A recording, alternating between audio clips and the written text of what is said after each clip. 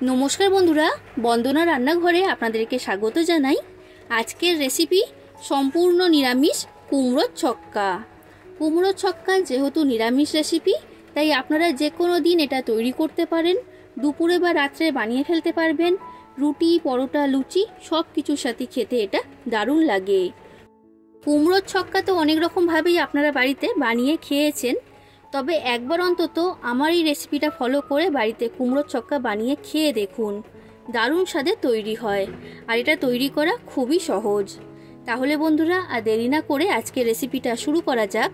আর আপনারা যদি আমার চ্যানেলে নতুন এসে থাকেন, তাহলে আমার চ্যানেলটা সাবস্ক্রাইব করার জন্য অনুরোধ রইল। কুমড়োর ছক্কা তৈরি করার জন্য আমি এইখানে নিয়েছি 500 গ্রাম মিষ্টি কুমড়ো। কুমড়োটাকে এই রকম মাঝারি সাইজের করে আমি কেটে নিয়েছি। খুব বেশি বড় বা ছোট করে কাটবেন না, এই রকম মাঝারি সাইজের করেই কেটে নিতে হবে। আর কুমড়োটা কাটার সময় অল্প একটু খোসা রেখে তারপর আমি কেটে নিয়েছি। সম্পূর্ণ খোসাটা কিন্তু কেটে আমি বাদ দিইনি। খোসাটা থাকার কারণে কুমড়োর ছক্কাটা তৈরি হবার পর কুমড়োগুলো একদম গলে যাবে না। আর কুমড়োটাকে আমি জল দিয়ে ভালো করে পরিষ্কার করে ধুয়ে নিয়েছি। এরপর আমি এইখানে নিয়েছি 250 গ্রাম আলু। আলুটাকে খোসা ছাড়িয়ে তারপর এইরকম ডুমো ডুমো করে কেটে নিয়েছি। আর আলুটাকে কিন্তু খুব বেশি ছোট করে কাটলে হবে না। আর আলুটাকেও জল দিয়ে ভালো করে পরিষ্কার করে ধুয়ে নিয়েছি। এরপর আমি এইখানে একটা ভাজা মশলা তৈরি করব। এই ভাজা মশলাটা কুমড়োর ছক্কার মধ্যে দিলে কুমড়োর ছক্কার স্বাদ অনেক গুণ বেড়ে যাবে। তার জন্য গ্যাসের মধ্যে কড়া গরম হতে বসিয়ে দিয়েছিলাম। কড়ার মধ্যে আমি দিয়ে দিলাম 1 চামচ গোটা জিরে।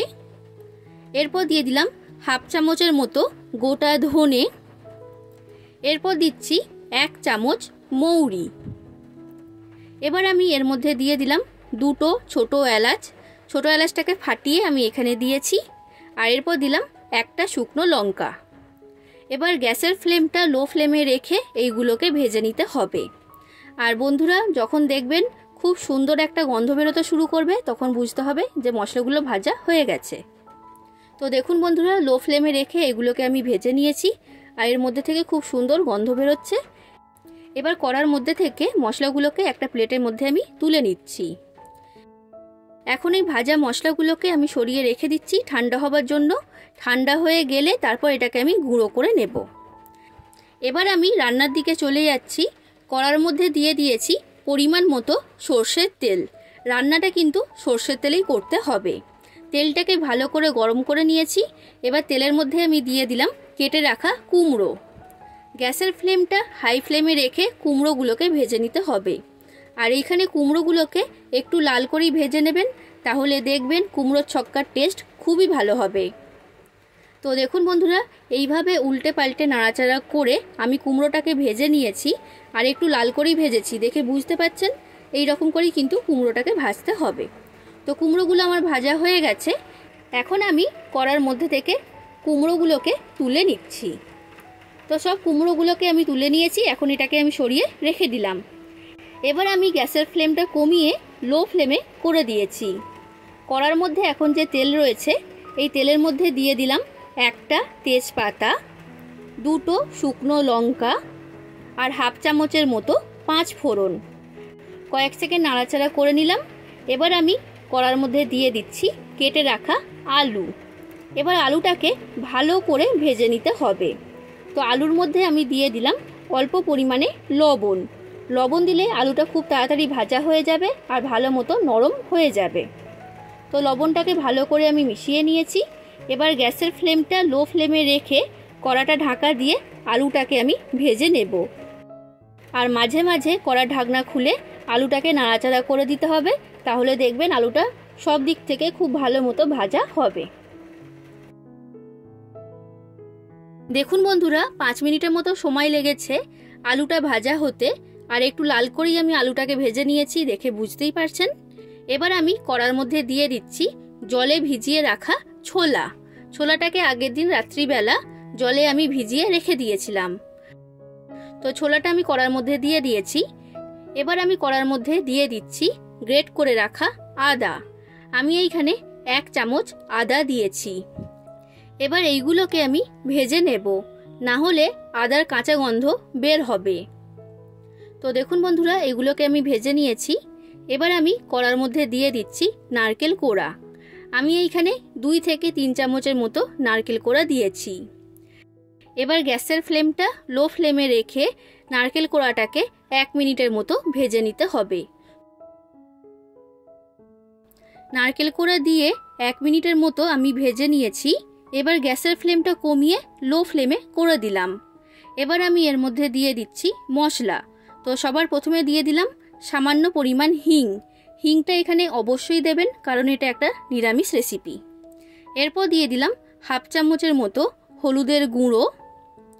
এরপর দিচ্ছি লঙ্কার গুঁড়ো। আপনারা যতটা ঝাল খেতে পছন্দ করেন সেই অনুযায়ী দিয়ে দেবেন। এরপর দিয়ে দিলাম সামান্য পরিমাণ জিরে গুঁড়ো। আর এরপর দিলাম সামান্য পরিমাণ ধনে গুঁড়ো। জিরে আর ধনেটা এখানে খুব বেশি দেবেন না, অল্প করেই দিতে হবে। এরপর দিয়ে দিলাম লবণ স্বাদ অনুযায়ী। আর এরপর দিয়ে দিলাম 1 চামচের মতো চিনি। লবণ আর চিনির পরিমাণটা আপনারা স্বাদ অনুযায়ী এখানে দিয়ে দেবেন।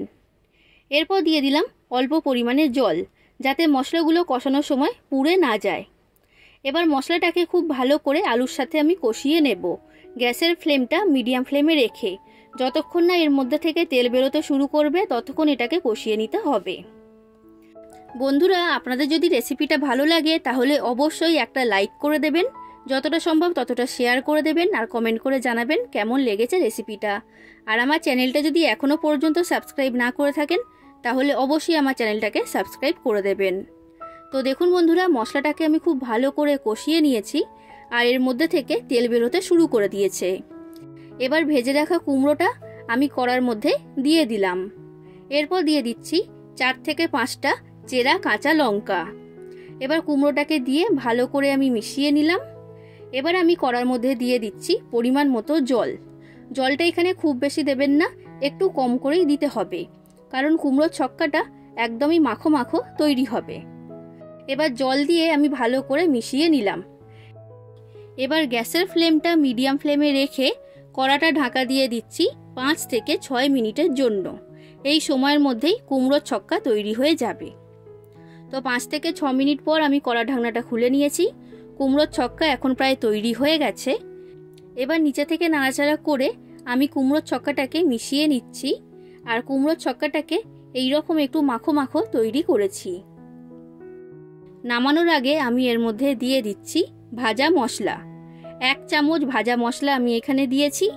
এরপর দিয়ে দিলাম 1 চামচ গাওয়া ঘি। এবার ঘি আর ভাজা মশলাটাকে ভালো করে কুমড়ো ছক্কার সাথে মিশিয়ে নিলাম। তৈরি হয়ে গেল সম্পূর্ণ নিরামিষ কুমড়ো ছক্কা। এই কুমড়ো ছক্কার সাথে গরম গরম ফুলকো লুচি খেতে কিন্তু দারুণ লাগে। যে কোনো দিন আপনারা তৈরি করবেন। আশা করছি আপনাদের সকলের রেসিপিটা খুবই ভালো লেগেছে।